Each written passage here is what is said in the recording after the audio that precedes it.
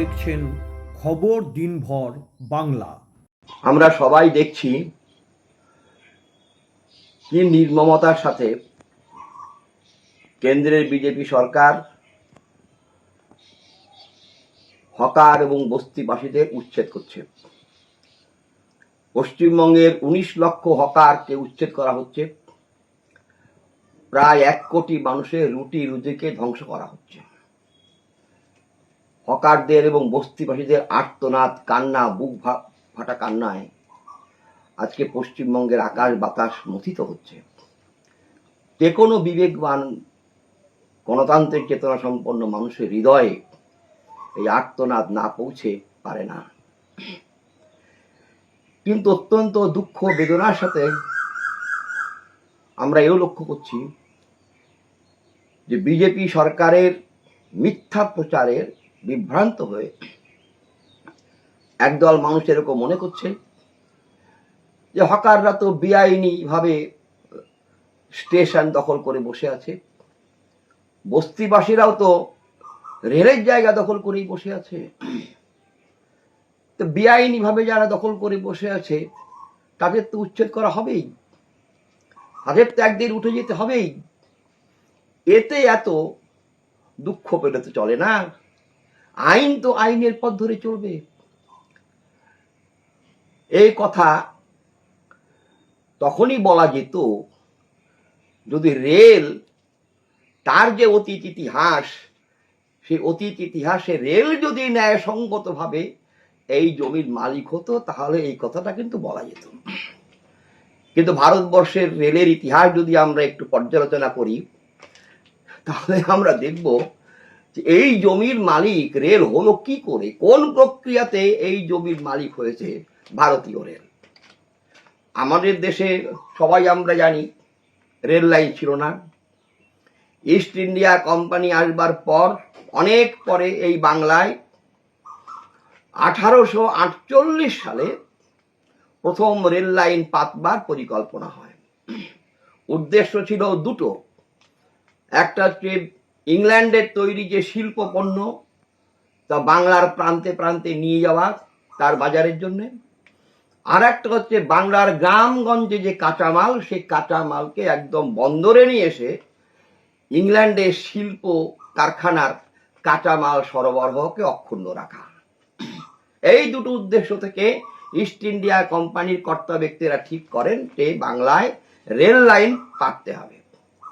এই উদ্দেশ্যে তখন তৈরি হয়েছিল east India railway. East India railway তখন কিন্তু তৈরি করা হয়েছিল। ইস্ট ইন্ডিয়া কোম্পানির সাথে ইস্ট ইন্ডিয়া রেলের চুক্তি হলো যে তোমরা রেল লাইন তৈরি করো, তোমাদের 5% 5% মুনাফা আমরা সুনিশ্চিত করছি। কিন্তু ইস্ট ইন্ডিয়ার রেল কোম্পানি বলল যে মুনাফাটা সুনিশ্চিত করছো, আমরা যে পুঁজি খাটাবো তাতে তুমি তো মুনাফা সুনিশ্চিত করছো, কিন্তু রেল লাইন পাততে গেলে তো জমি পাবো কোথায়, জমি দেবে কে?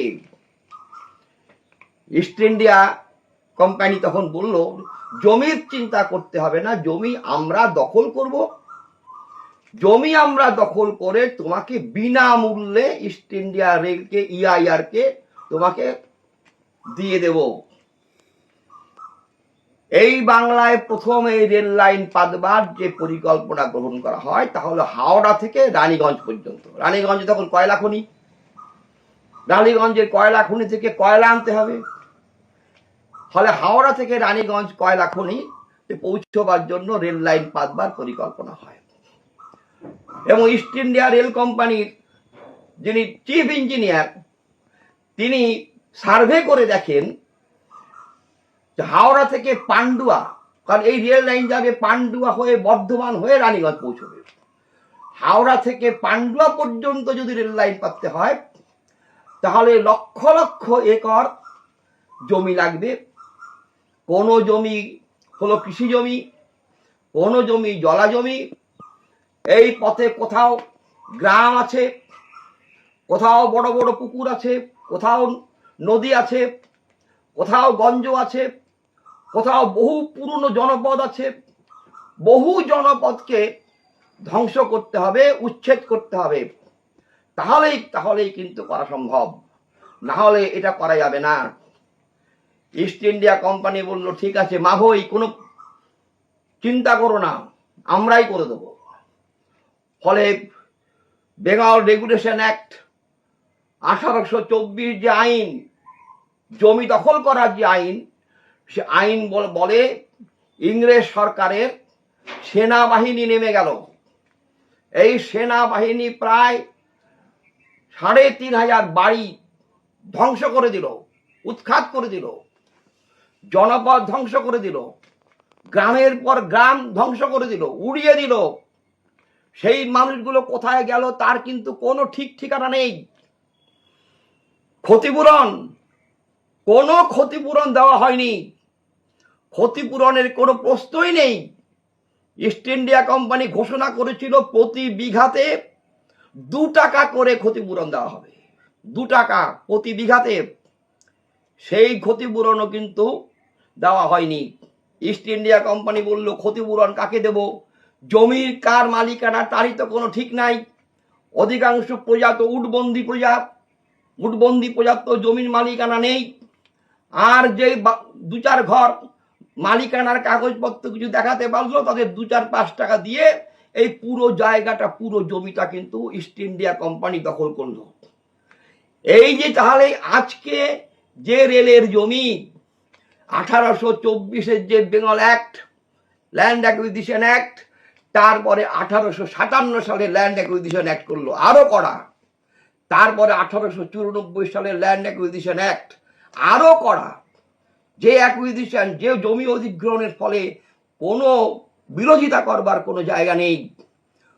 এইভাবেই ভারতীয় রেল, ইস্ট ইন্ডিয়া কোম্পানি, তারপরে ব্রিটিশ শিল্প পুঁজি, তারপরে ব্রিটিশ সাম্রাজ্যবাদী পুঁজি এদেশে লক্ষ লক্ষ কোটি কোটি মানুষকে গৃহহারা করে জোর করে দখল করে নিয়েছে। এই হলো রেলের জমি, এই হলো রেলের জমি পাওয়ার ইতিহাস। রেল উপযুক্ত ক্ষতিপূরণ দিয়েছে, উপযুক্ত ক্ষতিপূরণ দিয়ে জমি অধিগ্রহণ করেছে, এই রকম কোনো কিন্তু ইতিহাস ভারতবর্ষের রেল কোম্পানির ইতিহাসে কিন্তু কেউ দেখাতে পারবে না। তারপরে যখন আমরা স্বাধীনতা পেলাম, এই প্রাইভেট ব্রিটিশ রেল কোম্পানিগুলো, তখন এই জমি চলে গেল ইন্ডিয়ান রেলের হাতে, সরকারি রাষ্ট্রীয় ইন্ডিয়ান রেল। এই রাষ্ট্রীয় ইন্ডিয়ান রেল এখন এই জমিগুলো বাস্তবে দিয়ে দিতে চাইছে আমাদের দেশের বর্তমান যে মাল্টিন্যাশনাল কর্পোরেশন, আদানি, আম্বানি, টাটা, বিড়লা, গোয়েঙ্কা, ডালমিয়া প্রভৃতি মাল্টিন্যাশনাল কর্পোরেশনকে এই জমিগুলো হ্যান্ড ওভার করতে চাইছে। তাহলে বাস্তবে কি ছিল? বাস্তবে ছিল জমি ছিল জনগণের। ইস্ট ইন্ডিয়া কোম্পানি কেড়ে নিয়ে সেই জমি দিয়ে দিল রেল কোম্পানিকে, ব্রিটিশ রেল কোম্পানিকে, প্রাইভেট রেল কোম্পানিকে। তারপরে ব্রিটিশের প্রাইভেট রেল কোম্পানি থেকে ভারতের রাষ্ট্রের হাতে এলো, ভারত রাষ্ট্র আবার সেই জমিকে এবার বর্তমান যে মাল্টিন্যাশনাল কর্পোরেশন তার হাতে তুলে দেওয়ার চেষ্টা করছে। তাহলে রেলের জমি বলে যা বলা হচ্ছে, তা কি রেল কোন প্রক্রিয়ায় পেল? কোন ন্যায়সঙ্গত প্রক্রিয়ায় পেল? কোন ন্যায়ের ধ্বজা ধরে রেল এই জমির মালিক হয়েছে? জনগণের জমি, সাধারণ মানুষের জমি উৎখাত করে, তাড়িয়ে দিয়ে। আজকেও তো আমরা দেখতে পাচ্ছি জনগণকে উৎখাত করা হচ্ছে, তাড়িয়ে দেওয়া হচ্ছে, জমি দখল করা হচ্ছে। আমরা দেখতে পাচ্ছি না গোটা ভারতবর্ষ জুড়ে একই প্রক্রিয়াতে ইস্ট ইন্ডিয়া কোম্পানি এবং ব্রিটিশ সাম্রাজ্যবাদ ভারতীয় জনগণকে উৎখাত করে এই জমির মালিক হয়েছিল। ইন্ডিয়ান রেল এই প্রক্রিয়াতেই জমির মালিক হয়েছে। তাহলে যারা মনে করছেন যে অন্যায়ভাবে হকাররা বসে আছে, না, বস্তিবাসীরা অন্যায়ভাবে বসে আছেন না, তাদের পূর্বপুরুষের ন্যায়সঙ্গত সম্পত্তি কেড়ে নেওয়া হয়েছিল। আজকে তারা অসহায়। এই অসহায় মানুষগুলো, যাদের রুটি রুজির কোনো ব্যবস্থা নেই, বর্তমান পুঁজিবাদী রাষ্ট্র ব্যবস্থা যাদের সর্বস্ব লুটে নিয়েছে, সেই মানুষগুলো পেটের জ্বালায় আজকে রেলে হকারি করছে, স্টেশনে বসছে, বস্তিতে মাথা গোজার ঠাঁই একটু করে নিয়েছে। আর নির্মম ফ্যাসিস্ট রাষ্ট্র ব্যবস্থা, নির্মম ফ্যাসিবাদ ভারতবর্ষের কেন্দ্রের বিজেপি সরকার আর পশ্চিমবঙ্গে যে সদ্য যারা ক্ষমতায় বসলো যে বিজেপি সরকার, তারা সব মিলিতভাবে এই সাধারণ মানুষকে হকারদের উৎখাত করছে আইনের দোহাই দিয়ে। আইন আইনের পথেই চলবে। হ্যাঁ, আইন যদি ন্যায়সঙ্গত হতো তাহলে অসুবিধা ছিল না, কিন্তু এই আইন অন্যায়ের পরে প্রতিষ্ঠিত, জুলুমের পরে প্রতিষ্ঠিত, ডাকাতির পরে প্রতিষ্ঠিত, সম্পদ লুটের পরে প্রতিষ্ঠিত। ইস্ট ইন্ডিয়া কোম্পানি যে আমাদের দেশের জমি দখল করেছিল, আইন বলেই করেছিল, ন্যায়সঙ্গতভাবে করেছিল। ব্রিটিশ সাম্রাজ্যবাদ আমাদের যে পূর্বপুরুষদের সম্পত্তি জোর করে কেড়ে নিয়েছিল, আইনের পথেই করেছিল, ন্যায়সঙ্গত করেছিল। আজকে যা করা হচ্ছে ওদের তৈরি আইনের বলেই করা হচ্ছে, ন্যায়সঙ্গত পথে করা হচ্ছে। ফলে আমাদের ভাবতে হবে ন্যায়ের কথা। আইন বড় নয়, আইন বড় নয়, আইনের থেকে অনেক বড় হচ্ছে ন্যায়, আইনের থেকে অনেক বড় হচ্ছে মানবতা, আইনের থেকে অনেক বড় হচ্ছে মানুষের বেঁচে থাকবার অধিকার। পুঁজিবাদ, সাম্রাজ্যবাদ, ফ্যাসিস্টরা আজকে মানুষের সে অধিকারকে কেড়ে নিচ্ছে। এর বিরুদ্ধে আমাদের হকার ভাইরা লড়ছেন, এর বিরুদ্ধে বস্তিবাসীরা লড়ছেন, এর বিরুদ্ধে সাধারণ মানুষ লড়ছে, এর বিরুদ্ধে আমরা সবাই লড়ছি। ওই পাশব শক্তি সাময়িকভাবে জয়যুক্ত যদি হয়ও, শেষ পর্যন্ত ওরা পরাজিত হবে। যেমন ইংরেজ সাম্রাজ্যবাদ পরাজিত হয়ে এদেশ থেকে 5 তারিখ গুটিয়েছিল, একই রকম ভাবে ভারতবর্ষের বর্তমান পুঁজিবাদ, ফ্যাসিবাদ, ফ্যাসিস্ট রাষ্ট্রশক্তি জনগণের সংগ্রামের আঘাতে গুড়িয়ে যাবে, এই বিশ্বাস আমাদের আছে। ফলে জয় আমাদের হবে। একটা শ্রেণী বিভক্ত সমাজে কোনো জিনিস আইনসঙ্গত হলেই কি সেটা ন্যায়সঙ্গত হয়?